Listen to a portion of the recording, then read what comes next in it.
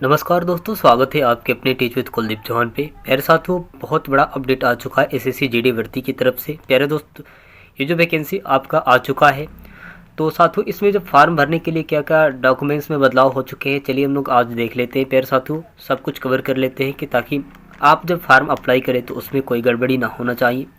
प्यारे साथियों, यहाँ पे आपको बताया गया है कि एसएससी जीडी भर्ती फार्म में बड़ा बदलाव साथियों लेटेस्ट अपडेट आ चुका है। और क्या बदलाव हुए हैं ये भी हम लोग देखेंगे। प्यारे दोस्त, पहला ये बदलाव यहाँ पे हम लोग देखेंगे, आवेदन आयु सीमा एज लिमिट में साथियों संशोधन यहाँ पे बताया गया है। चलिए हम लोग एज लिमिट का हिसाब देख लेते हैं। न्यूनतम आयु आपके 18 वर्ष, कोई बदलाव नहीं है साथियों इसमें, लेकिन नीचे भी बदलाव देखने को मिलेंगे। लेकिन नीचे जो है साथियों आपको बदलाव देखेंगे।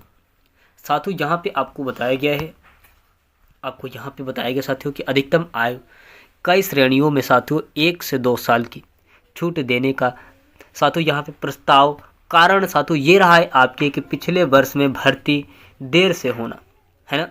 पिछले साल में साथियों जो भर्ती है साथियों बहुत देर से हुआ है, इसकी वजह से साथियों ये सब हो रहा है। तो चलिए आगे भी देखते हैं।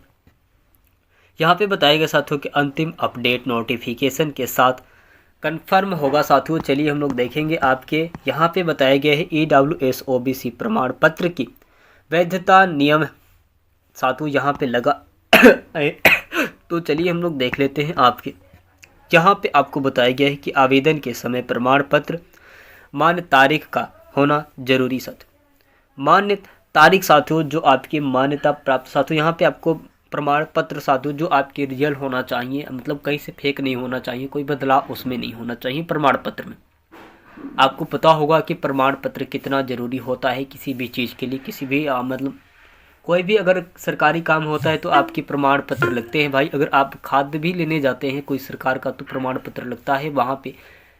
मतलब हर तरीके से आपको प्रमाण पत्र एक चाहिए किसी भी हाल में।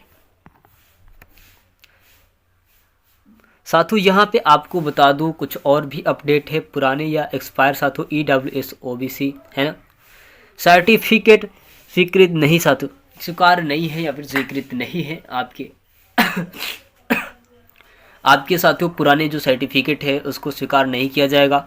आपको वहाँ पे जो कुछ भी है मतलब ऐसे कि कोई फर्जी टाइप की बनवा लेते हैं अपना सर्टिफिकेट एज के हिसाब से, मतलब कुछ चेंजिंग करा लेते हैं। वैसा अगर आप पकड़े जाते हैं भैया तो आपको जुर्माना भरना पड़ेगा, ज़िंदगी भर के लिए जेल हो सकता है।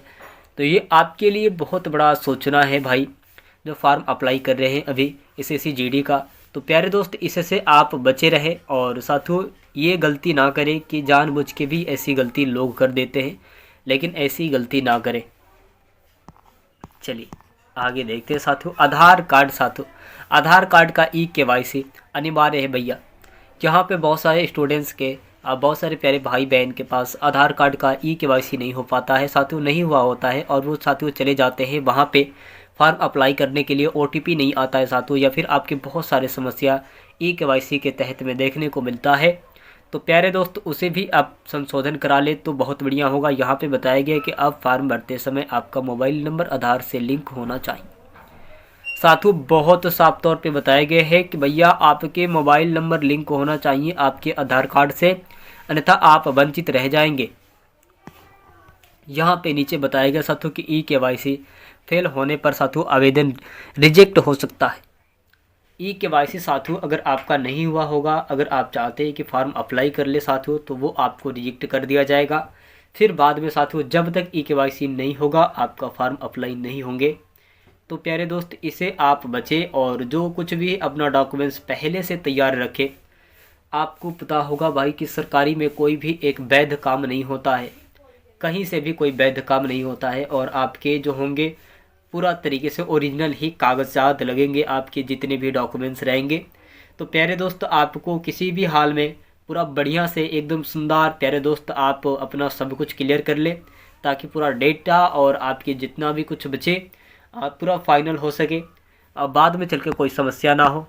प्यारे दोस्त ये जानकारी आपके लिए बहुत इम्पोर्टेंट है। एक और भी ज़रूरी सूचना मैं बता दूं प्यारे दोस्त, जब आप फॉर्म अप्लाई करते हैं प्यारे दोस्त जब आप फॉर्म अप्लाई करते हैं तो एक जोन वाइज मतलब जैसे कि साथियों एक मतलब कि कहाँ से ऐसे भी होता है कि मतलब कि फॉर्म कहीं से भी आप अप्लाई कर सकते हैं तो भाई देखिए, जहाँ से आपकी बनती है, जहाँ से आपके मतलब एक अनुभव है कि मुझे देखिए, एक इसमें भी सरकारी नौकरी में ये होता है कि यहाँ से कटअप थोड़ा सा कम बनता है, थोड़ा सा डाउन बनता है, थोड़ा सा हाई होता है, थोड़ा सा उच्च होता है, नीच होता है, ऐसे होता है। तो भाई आप एक एनालिसिस करके चलिए कि हाँ, इस यहाँ पे अगर हम फार्म को अप्लाई करते हैं इस जगह से, तो वहाँ से मेरा सिलेक्शन हो सकेगा कि नहीं हो सकेगा। सबसे ज़रूरी सोचना है ये।